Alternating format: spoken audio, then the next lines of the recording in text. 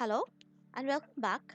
This is Susheta Sengupta Roy from Swami Vivekananda Institute of Modern Science, Department of Media Science. And today we are going to do an overview on the whole syllabus, almost the whole syllabus of the media laws of India. Now, media laws is a major part of the syllabus in MSc Media as well as BSc Media. In MSc Media, it is MMC 104, and in BSc Media, it is BMS 202. But in both the syllabus, it more or less the acts which are covered. I have tried covering it up in a small synopsis. Now, first thing to understand is whenever students, what I have come through in these years is whenever we talk about law to the students, and the students are somehow, they're scared. Law, that's boring. No, dear, law is not boring at all because law is nothing but the application of common sense. Whatever you think should be done, the do's are law, and the don'ts are the restrictions that no, you should not be doing it. So, it is very simple to understand. There's nothing much. It's very simple. When you just, don't ever try to mug up law.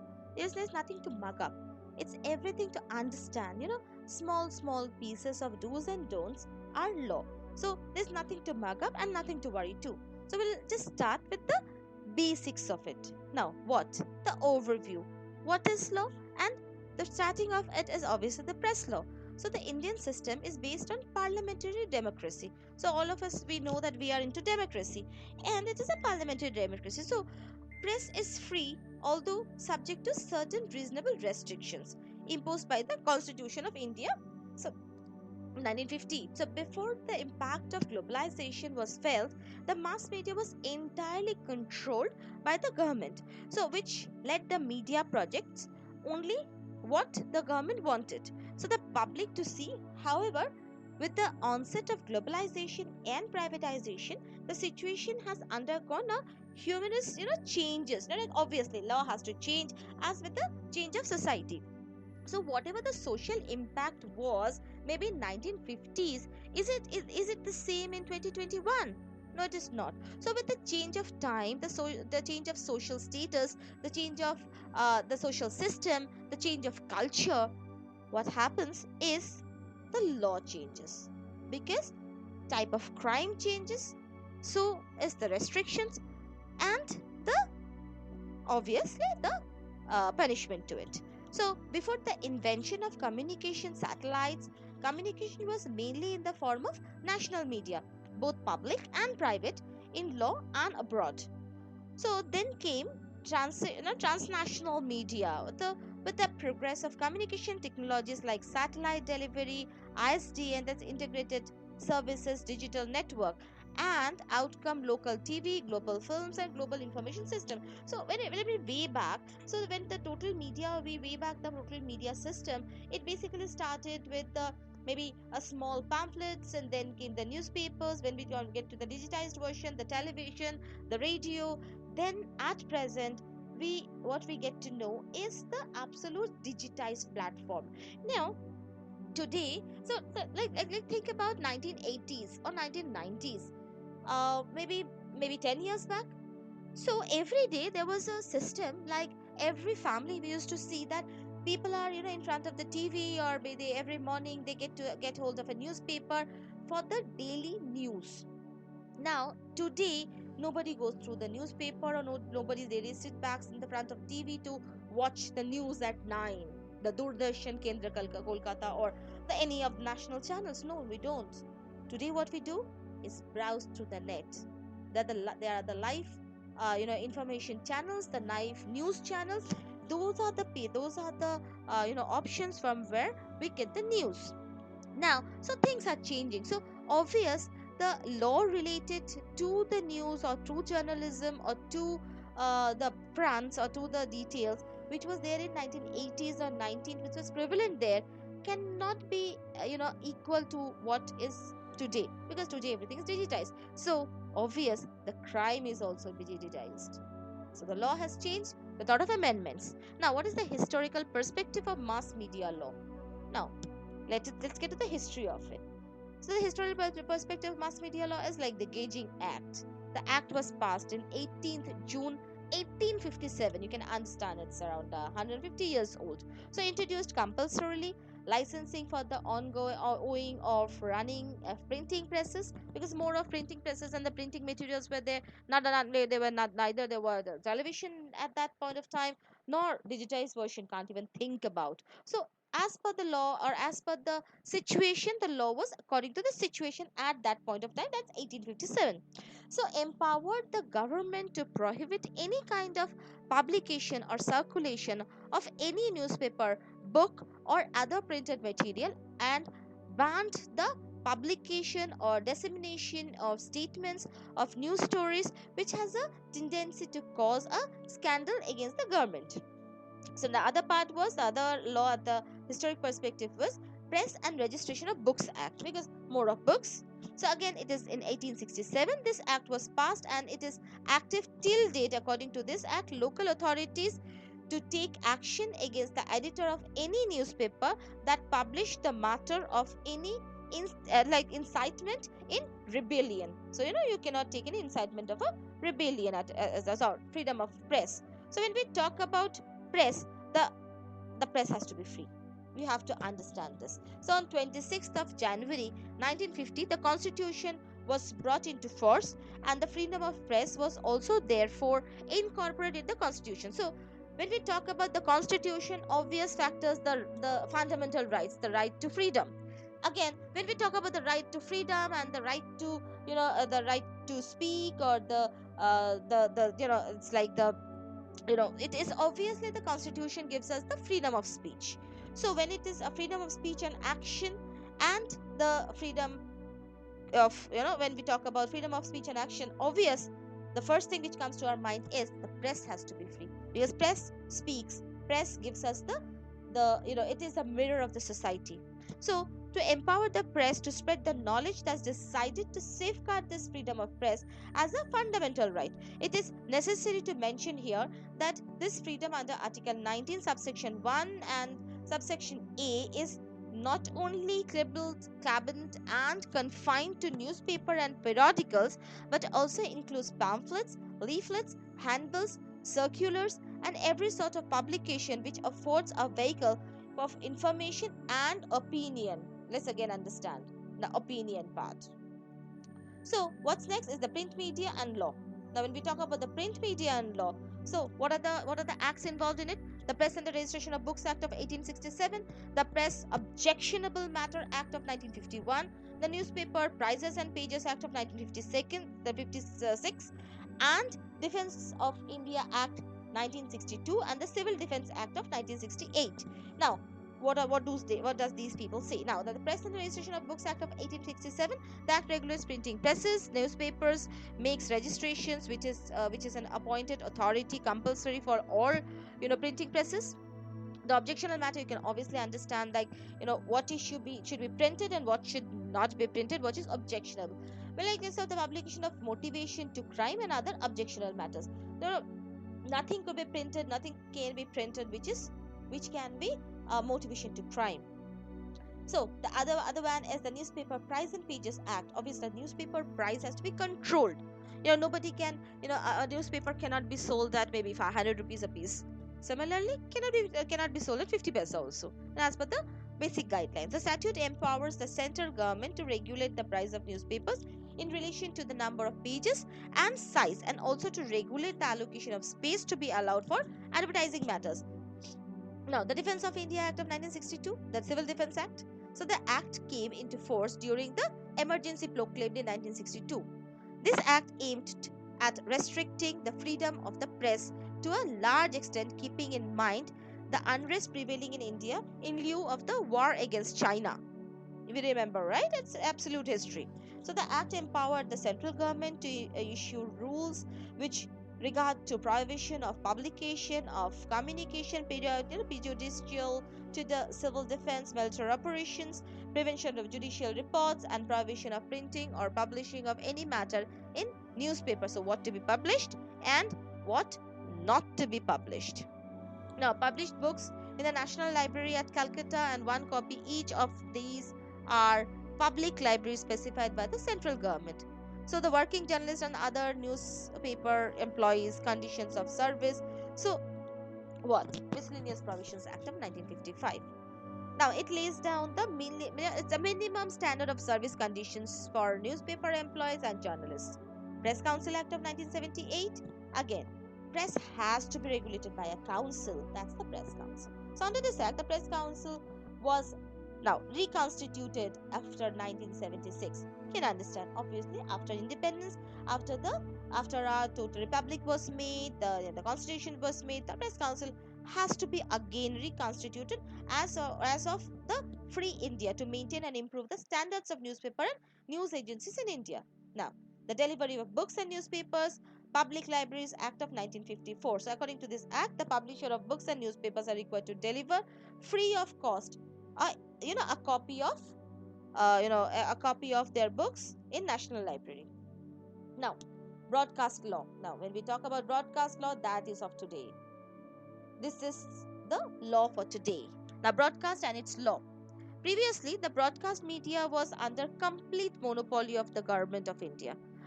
Now, private organizations were involved only in commercial advertising and sponsorship of programs. So, however, after Supreme Court emphasized that every citizen has a right to telecast and broadcast the views, listeners, any important event through electronic media, television, or radio, or also provided that the broadcast code adopted by the Fourth Asian Broadcasting Conference in 1962.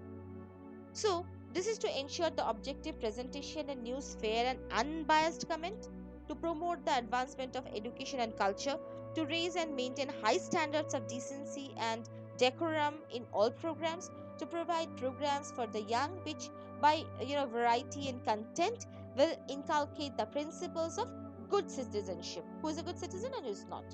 Basically, to promote communal harmony, religious tolerance, and international understanding, to treat controversial public issues in any impartial or impassionate manner, to respect human rights and dignity. Now, everybody knows, I think at present we know about the cable television. So this is an act which is absolutely new act, which is imposed which came into being in 1995, when we have understood the basic what was cable television, the cable TV. Who is basically the cable TV operators? They are distributing the channels to every doors. So they have to have their rules. So what is it is the operation of cable television and the territory in the whole territory of India, and regulate the subscription rates and total number of subscribers receiving programs transmitted to the basic tier in pursuance of the cable television network. This is the Regulation and Amendment Act. It has a Regulation and Amendment Act in 2002. So the central government. So it may basically obligatory to every cable operator to transmit or retransmit programs of any pay channel through the addressable system as and when the central government notifies. So direct to home broadcasting. Now this is very interesting. The cable TV is very different from the dish antenna. This is the direct to home broadcasting, the dish TV, the Airtel TV. We have Tata Sky. These are basically the direct to home broadcasting, which we in short we say as DTH broadcasting service. Refers to a distribution of multi-channel television programs. It is basically a band which using satellite system by providing television signals directly to the subscribers. It promises without a passes through an intermediary circuit. So cable operators, the union of government has decided to permit direct to home television service. Now this is very very common in India at present. The next comes is the film and law. Now films, films it's one of the oldest entertainment media as we understand.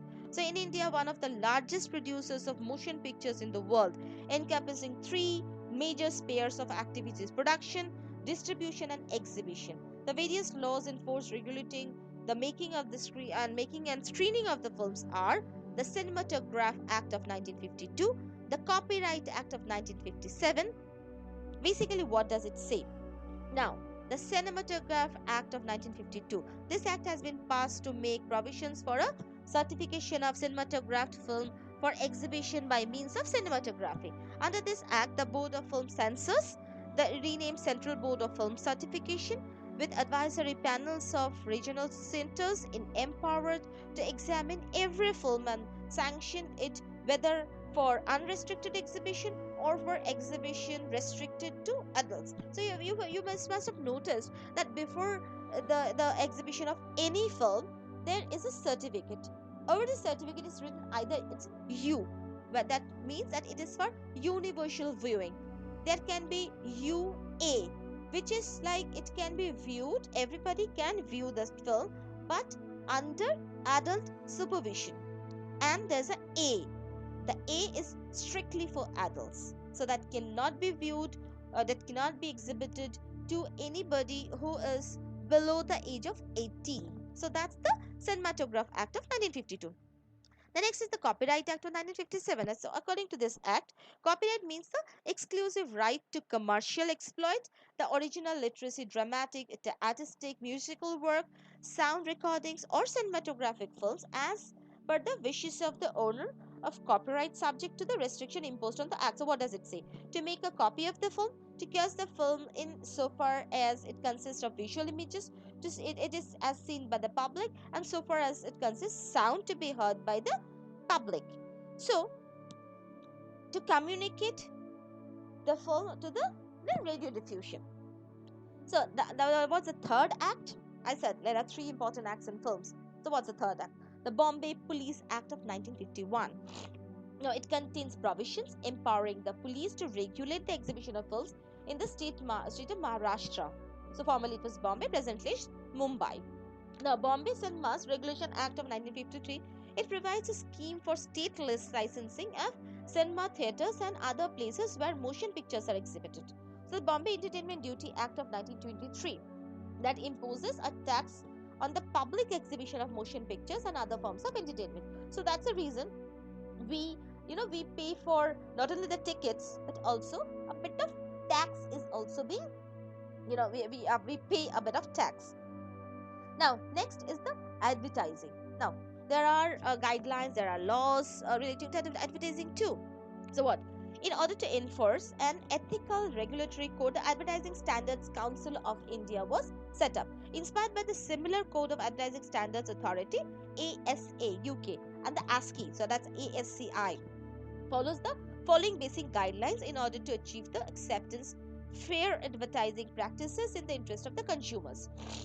Now, advertising is all over, from the television to radio to bands to posters to banners to hangouts to, I think, the big cutouts, everything. Now, what are the materials are there in the advertising materials has to be rational.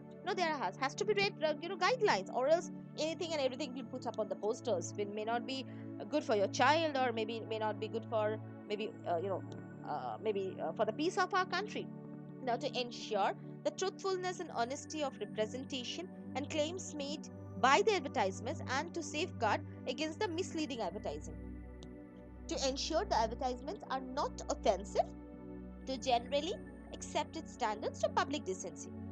Another is the safeguard against discriminate use of advertising for promotion of products which is regarded as hazardous to society or to individuals to a degree or to a type which is unacceptable to society as at large, and to ensure that advertising observe fairness in completions, so that the consumers need to be informed on choices in the marketplaces and can generally accepted competitive behavior in business, and both are served well. So, what next is the cyber law? I think the most important part, the cyber law. And I think cyber law, let me be very clear dear.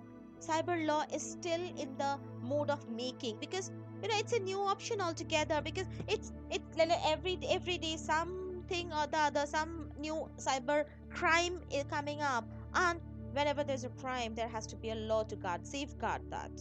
Safeguard people, safeguard the public as a whole. So, what is cyber law? Cyber law is absolutely a newborn law. A cyber law can involve criminal activities that are traditional in nature, such as theft, fraud, forgery, defamation, and mischief, all of which subject to the Indian Penal Code, that's IPC. The abuse of computers has also been given birth to the gamut of new age crimes, and they are addressed by the Information Technology Act, that the IT Act of 2000. We can categorize cyber crime in two ways: the computer as a target, using the computer to attack other computers like hacking, virus, worm attacks, DOS attacks, etc. The DOS attacks, etc. So the computer as a weapon, using computers to commit real world crime like cyber terrorism, IPR violation, credit card frauds, EPF frauds, pornography, etc. So cyber are regulated by cyber law or internet law. Every day, when we go to a bank now, presently we say, like, if there's an SMS or a WhatsApp message who tells you to share a OTP, or share your number, share your personal details, please don't do that. This is cyber law. This is, and you will not find this law 5 years back, because the crime wasn't there. Today, where there is a crime, there is a, it says no, it's very simple: necessity is the mother of invention. So wherever there's a necessity, there's an invention. Wherever there's a law, wherever there is a crime, there is a law to safeguard people from the crime. So it is very simple to understand, and cyber law, as I said, is a newly formed crime, and it is still in the form of making. So you will keep on having amendments as far the cyber law is concerned. So thank you for now, and I'll have to get back to you with smaller parts. There are so many small acts involved in the media law, so I'll discuss one by one with you. Please be there with me, so that whenever I discuss one single law at a time, I think it will be more easy for you to understand. Thank you so much.